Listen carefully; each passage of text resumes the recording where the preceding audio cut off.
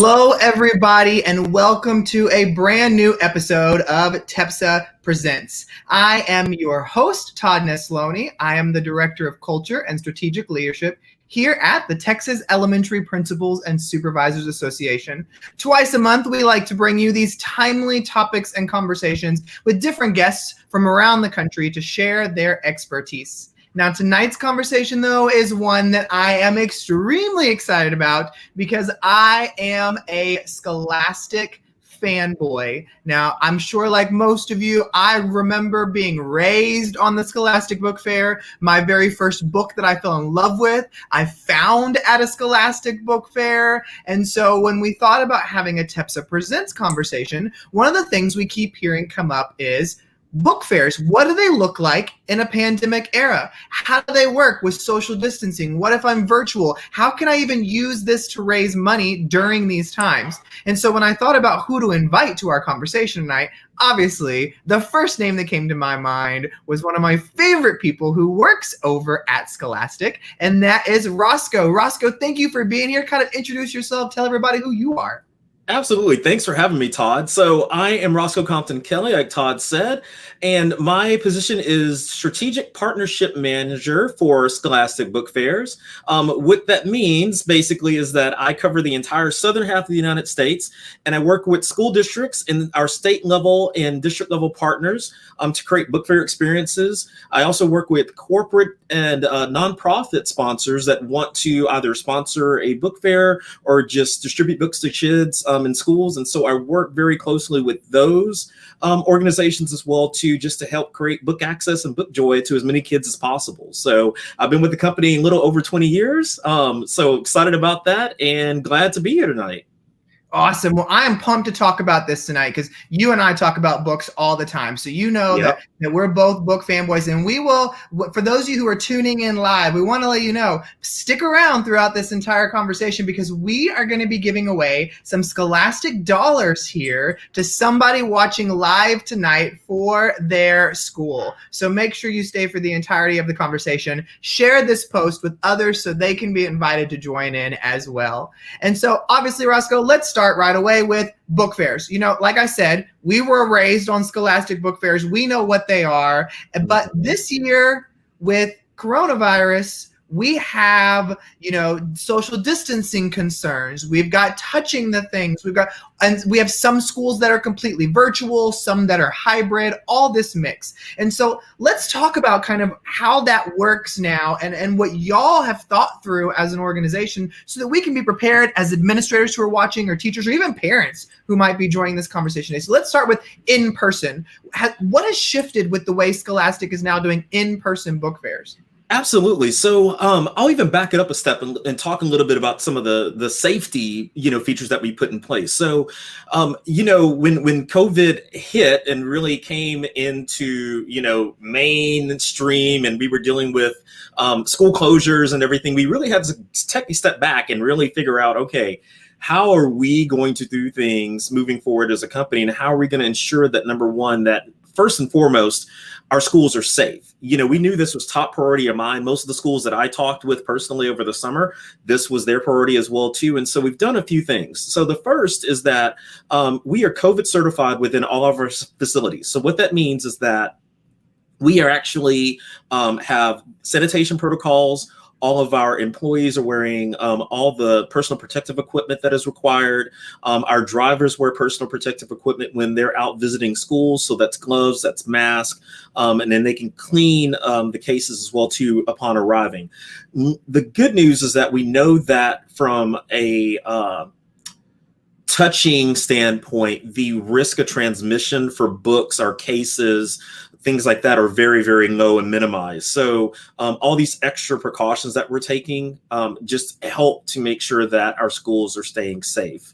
We even are offering this year curbside delivery, and that's something different that we haven't done in the past, where we will just drop the fare off in front of your school. And, if you have staff, if you can't have any outside personnel coming to the school, you can actually deliver it in and we'll just drop it right there off on the front porch for you. So that's a little bit of the safety features. And then additionally, for every in-person fair, we're providing a safety kit that goes along with the fair. And so in that safety kit, there's a safety checklist with just various items.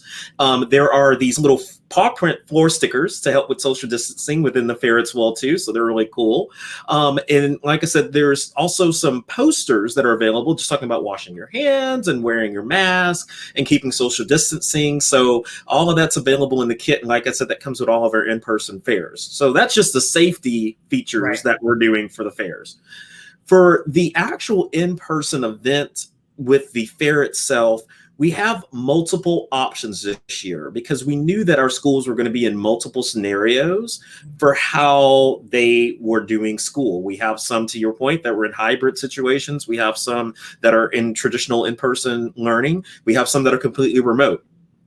So we have first our cluster fair. So our cluster fair is basically where you can take the fair and put it into different grade clusters. So we can take the grades K through 2 cases and we can put them down in the grade K through 2 hallway. We can take the 3 through 5 cases, put those in the hallway. So we really are able to spread that out and have the ability for kids to just shop within their grade level areas. We also have what we call the hallway fair. So again, it's just cases, but you can actually line up our cases against the hallway and, you know, have it where children can just be walking past and can pick out their books through the cases as well too. We also additionally have a quick setup fair. So our quick setup fair is a minimized version of our in-person fair and a regular in-person fair. So you could still do our standard fair, but with the quick setup, we actually reduce the number of table product that comes on the fair, and it's more cases. So it enables a school to just really get that fair put up and together quickly. And then we have our case-only fair option. And our case only fair is literally that. It's just cases. So you can actually take that, you can open it up. You can even put the fair outside if you need to. I know we're in really gorgeous weather right now. I'm in Dallas, and you know, the Texas weather is actually calming down. It's not as hot. So it's perfect weather to have the book fair outside. And so you could literally wheel the cases and put them outside as well too. So we've tried to think of every scenario that we possibly could have to offer in-person fairs with and make it as safe as possible. Well, you know, I love what you shared there about the cluster fairs. That's not anything I'd ever thought of, about getting the grade band cluster so you can put it in different parts of your school. Because I know at my school, one of the things we loved doing was we moved the fair into the front foyer of the school instead of traditionally in the library, because we thought there's so many parents who show up to check their kids out early or different things like that. Here's a natural opportunity for you to shop on your way to check your kid out. But I love the idea of, you know, giving that space, because, you know, even if we are at in-person instruction right now, we still want to show that we are being safe. And so it's good to hear Scholastic has thought about that. But my next question then is, you know, we're talking about these book fairs, and maybe I'm in person and I'm still not quite comfortable with having kids congregate, whether it's a cluster, whether it's outside, whatever. I, as a principal, maybe I don't feel comfortable doing that. Or maybe we're in a hybrid or virtual model and I don't even have an in-person as an option right now. What does Scholastic do as far as maybe a virtual type fair? So the good news is that we do have an online option as well. And the online option can be in tandem with your regular in-person fair, or it can actually be a standalone event. So our online fairs contain over 6,000 titles that are available to shop from, which is fantastic. So there's a lot of choice. And all of the purchases ship directly to home. So that's another bonus as well, too. So you don't have to worry about, traditionally, it used to be with our online fairs, everything shipped to the school and then you had to distribute it out amongst the teachers and the kids. Now we have it switched to where everything ships directly to home, and parents can actually get free shipping on any book-only orders over $25. So that's a nice bonus as well too. Within the Scholastic store, all of the titles that you would see on our flyers and our videos that you would have on your normal in-person fair are available on our online fair as well too.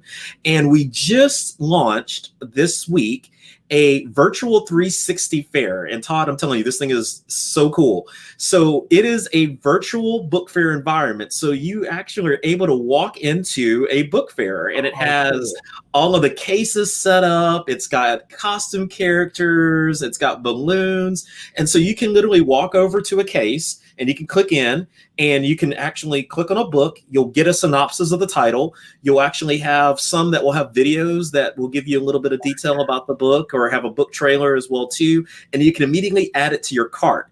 And that virtual 360 is just an addition to your online fair. So when you go in and you're setting up your homepage for your online fair, that virtual 360 environment is there as well too. So you get the option of both offerings, which is fantastic. So I want to make sure I heard something clearly there. If I'm going to do an in-person book fair, I can also do the virtual at the same time? Absolutely. You can do both at the same time.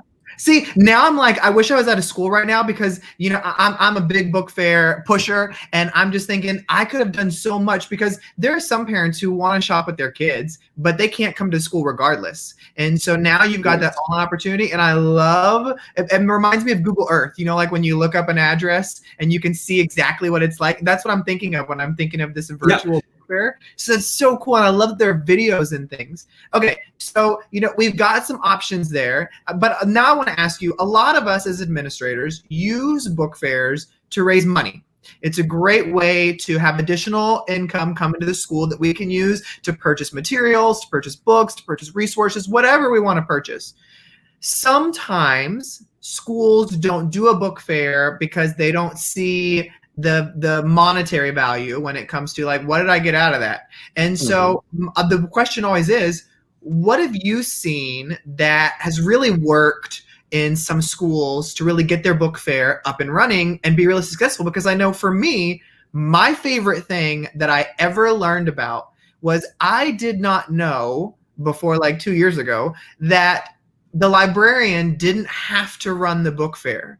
That the PTO or PTA does not have to run the book fair. The principal does not have to run the book fair. Like, your 5th grade science team can run the book fair to raise funds for maybe science equipment. Your high school soccer team can run the book fair to raise funds for soccer equipment. Like, when that was said to me, I thought, oh my goodness, because you know, you and I both know, Roscoe, when you put kids in charge of stuff, or people who have a really clear goal, they go all in making something work. So what have you seen that's been really successful? Well, you know, so here's the thing, and I think this is something that a lot of people don't know, is that, you know, together with the schools, every year we raise over $200 million in resources for schools. And so that's money that's just going directly back into, you know, purchasing more books, or, you know, digital learning materials. There's a variety of things that, you know, you can earn from Scholastic Dollars profit. And to your point, Todd, anybody on the campus can run the fair. So, you know, if it's your 5th grade teaching group, if it's, you know, the parents and the PTO that wants to run the fair, if the principal wants to do it, then they can do it. Whoever wants to take on that, you know, fair, they can. The biggest pieces I would tell anybody is that you really have to make sure that you delegate the responsibilities out. It's not something that you should take all on your own. I've run book fairs personally myself, and I always have a crew that I delegate things out to. So, you know, I have somebody that deals with the advertising. I have somebody that may deal with, you know, making sure volunteers are trained, you know, and we're in a different time now where, you know, you may not have volunteers on campus. So, you know, what does that look like in talking through it? The good news is that we have fair consultants that are there to help answer all those questions for you. We have them located all throughout the United States. They are able to answer all those questions and really provide some details for you and help walk through that process of what that looks like. In addition, we have several different marketing guides. Like, we have an online fair marketing guide now, which is step by step. It tells you exactly what to do in what time frame. So that's fantastic as well.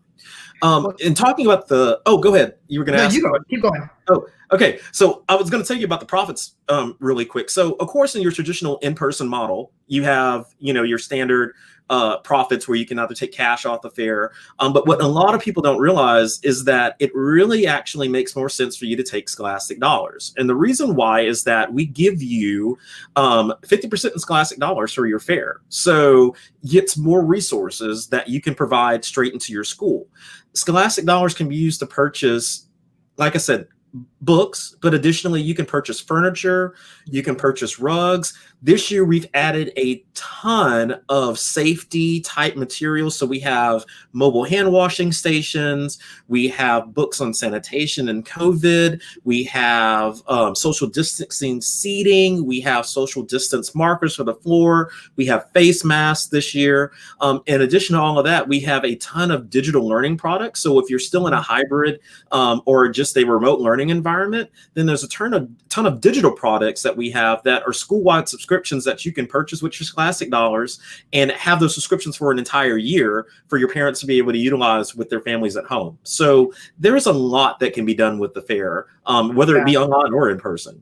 You know, when I found out about the Scholastic Dollars instead of actual like getting a check or something, I was like, this is such a better deal because I get so much more. And to your point that you said earlier about that you have sales consultants to help, you know, as a principal, anytime anybody who works for a company would call or show up at the school, the administrators run. Like, we're like, we don't have time to listen to you, to talk to you. I learned very quickly, don't run from your Scholastic people because they have so much that they can help you with that's not just book fair, which leads me to my next question. Scholastic has a lot to offer. And when it comes to moving to this whole, all this virtual digital things, I know there's even more new stuff there. And so what's something new that Scholastic has to offer, or something that people may not be aware of that they need to go talk to their Scholastic rep or contact us and we'll connect you with a Scholastic rep kind of thing? Oh gosh, so there's a lot of stuff. So I'll talk about it a little bit within my role in strategic partnerships. So one of the things that we're doing is that we have a lot of principals and just school district folks that are asking Roscoe, you know, how can we get more books in our kids' hands? You know, we know that at this point in time with the school closures, we're looking at almost a year-long look at reading loss, you know, and learning loss. So they're really looking to try to see, can we get books into our kids' hands and how many books can we get into our kids' hands? And so that's one of the areas that I work in. So we actually do what we call bulk book purchasing. So if you're just looking just to buy books for your kids, you have the ability to do that, and you would actually work through me in order to make that happen. And so we would just talk about some of the different options that are available. We also have what we call book packs. They're actually a set of books in a tote. So if you're, again, still in that remote learning situation or you're trying to do book distributions, it's a great way to do that because they're already pre-packaged for you in this nice little bag that you can take and give to the students to take home. And also additionally, sponsorships. Reach out to corporations, reach out to nonprofits in your area. There are so many companies that are wanting and willing to help. I literally talk to companies every single day that are looking for ways that they can provide resources or they can help somehow in schools.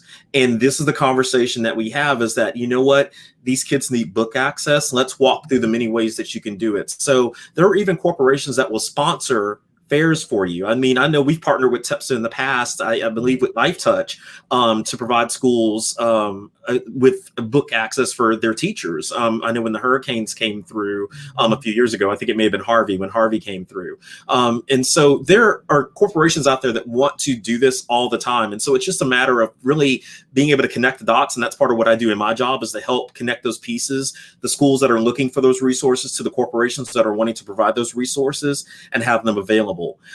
So it's really, the sky's the limit. I would rather have you call and ask, you know, or when I reach out, answer the phone. You know, we still have principals that are out there. I'm not calling anybody out that still want to run away when we call, but I'm telling you, we are trying to provide resources and just help you succeed and do the things that you need to do for your schools and for your students. And that's really what we're here for. I'm telling you, it was one of the best things ever when I sat down with Mary Beth, and I sat down with her and I said, okay, Mary Beth, here's where I have my issues. And she was like, oh, I got a program for that. It's free. I've got these resources I can leave you with now. They're free. I'm going to connect you with this person. They're going to give you all that. And I was like, that solved all my problems. And I'm over here afraid of, like, Scholastic's going to be draining all this money from me. And she was like, no, we've got all this free stuff that people just don't know about, which is what I love. But before we wrap this up and give away some Scholastic Dollars tonight, I want to ask you, okay, I know, you know that I love the Scholastic buy one, get one fair. And so I want people to know that that is an opportunity for them at the end of the school year. So can you talk just briefly about that? Absolutely. So the buy one get one free fair typically takes place in April and May, and it's an opportunity for our schools to be able to provide literally that. Everything on the fair is buy one get one free. So it gives a point for summer reading for your students to be able to have entirely double the book access that normally they would have, to take home books over the summertime. Again, we talked about that summer reading loss earlier. And usually kids lose about 3 months of learning over the summertime while school is closed. And a lot of schools, the library is their only access point for books. They don't have a public library nearby or a bookstore that they can go to or have the resources to even go there. And so this is a great way for them to be able to get multiple books to be able to have to take home with them.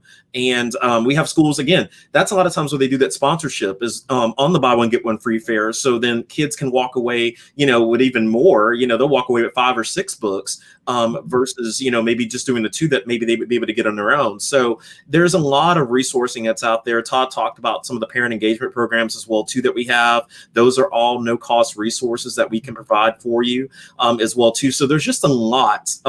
Literally, we were talking about this earlier, Todd. It would take me like 3 hours to go through all of the resources that we have that are available. So just, know that you have contacts there at Scholastic. You can reach out to me personally. I can get you in contact with the right fair consultant. You can reach out to me directly if you want any more information on any of our fair options, but we're here to help you, and really make sure your kids have book access. So I love the things that we talked about tonight, that I want people to hear, that it doesn't matter if you're virtual, it doesn't matter if you're in person, if you're hybrid, whatever situation you're working with right now, you can make a book fair work for you. Scholastic's got a lot of things available. So as an administrator, call your Scholastic rep. If you don't even know who your rep is, email somebody at TEPSA. We will connect you with Roscoe, and you can just email me. I'm Todd@TEPSA.org. I will connect you with Roscoe, and he will connect you with the right person, so you can learn not only about all of the fantastic ways that you can do book fairs, but also all the free tools like the family engagement free tools that are available as well. I see Christy over there in the comments said, do y'all have something about family engagement? Yeah, they do. And it's scripted for you and includes the slides and is in English and Spanish. I'm telling you, there is so much amazing stuff. I get really pumped up when we talk about this. But here's what I want to. Awesome. It's so great. It is. Well, it's time to give away some Scholastic Dollars. So here's what we're going to do. If you are watching live right now, so if you're listening to this recording, sorry you missed out. But if you are watching live right now, in the comments, we want to hear, what is a book that you read recently that you are so excited about to share with kids, or you've already shared with your students because you just couldn't hold it in, you had to talk about them. So put that in the comments, as well as your school name. And as we're doing this, Roscoe, we're waiting for some responses to come in. Let's talk about ours. So you want to go first? Or you want me to go first? You know what? I will go first. And I am a big fan of graphic novels, absolutely big fan of graphic novels. And so I was really excited when this started to come out. And so a lot of people are familiar with the I Survive series by Lauren Tarshish. And so we are actually in the process now of really converting these all over to a graphic novel format, which is fantastic. So this is the second one that they've done, and it's the I Survived the Shark Attacks 1916. And I tell you that when this is the I Survived books, the whole series are all based off of events that actually occurred. So you'll see one, on Hurricane Katrina, there was one on the wildfires. And so in this one, like I said, it's a little boy named Chet who moves to New Jersey, a little small town in New Jersey. And his parents have been all over the country. Every time they kind of had this new business venture, they moved and he moved. And so finally he's settled down. He's with his uncle. He's working at the diner with his uncle. He's super excited. He's making some friends. And, one of the things they love to do, of course, is go swim out of the creek on the afternoons. So they start hearing about these shark attacks that are happening all up and down the New Jersey coast. And of course, Chet's freaking out a little bit, and his friends are like, oh, come on. What are the chances that a shark is literally going to swim from the ocean into a creek, right? Well, that changes one day when Chet is out at the creek and he sees this gray fin coming out of the water, and he doesn't know if it's the heat or if he's actually going to be part of shark bait. So if you've never read it, check it out. Again, it's the I Survived Shark Attacks of 1916. It's a fantastic book. Fantastic read. And kids are obsessed with that I Survive series. Good Lord. Absolutely. And I know graphic novels, it's going to take off on a whole nother level. Well, it's funny you brought a graphic novel, because so did I, because people who know me know that the book that got me to fall in love with reading is Animorphs. And I found it at a Scholastic book fair. I was in 5th grade. I remember it so clearly. It was the very first book I fell in love with. I still own every book in the series. And I didn't know until a couple years ago that it was written by K.A. Applegate. I didn't know who that was until I realized that is also Catherine Applegate, the one and only Ivan, Wish Tree, everything like that. I got to meet her recently, and I cried when I met her, and she cried when I was telling her the story. It was such a cool moment for me as a reader. But the book that released today is the graphic novel version of the first book. And Roscoe and I were talking about it come on here. I was like, I think it's on my front door. I'm gonna run and grab it. And I ran and grabbed it. And I'm ready to just be in this all night long, because I didn't know I was a graphic novel fan until like 6 months to a year ago, when I started realizing like, oh, these are good. And so being an Animorphs fanboy, I have been geeking out that the graphic novel version of the first book is out. So definitely go check it out. And before we wrap up, I also got to give a shout out. One of my favorite authors right now is Kelly Yang, who wrote the book Front Desk, as well as multiple other books. But Front Desk just moved me so much. And the sequel to that came out in September, called 3 Keys. So if you're looking for a great read aloud book, or a great book for you or your kids, this one is fantastic. It's the sequel to Front Desk. Okay, Roscoe, it's time to give out some Scholastic Dollars. So how much money are you giving, and who wins? Well, drum roll, please. We have 100 Scholastic Dollars to give away to some lucky winner. And let's see here. What am I going to pick? I'm going to scroll through. Folks they've been putting a lot of books here in the chat. I think that I will pick. Oh, yeah. This is it. Dreamers by Juji Murray.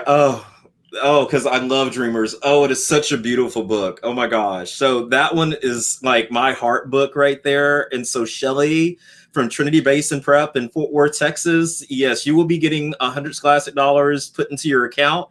So you'll get with Todd, and he'll get the information over to me, and we'll get that money put into your account. But Dreamers is, that is an absolute book in my heart. It is so beautifully done. So congratulations. It's a great book. Congratulations, Shelley Speller. Make sure you email me, Todd@TEPSA.org, Shelley, and I will get you in contact with how to get those bucks added into your account. We want to thank everybody for joining us for another one of our TEPSA Presents. Roscoe, thank you so much for joining us from Scholastic. We want to remind all of our listeners and viewers that if you have any questions, if you don't know who your Scholastic rep is, if you've never done a Scholastic fair and you just want to talk to somebody, email me, Todd@TEPSA.org, and I will connect you with Roscoe, who will connect you to just the right person. But we'll get you covered to have a book fair work, because Roscoe and I both are living, breathing examples that books change lives. So thank you, everybody, for joining us. From everybody here at TEPSA, we hope you have a great rest of the week, and join us again in 2 weeks for another episode of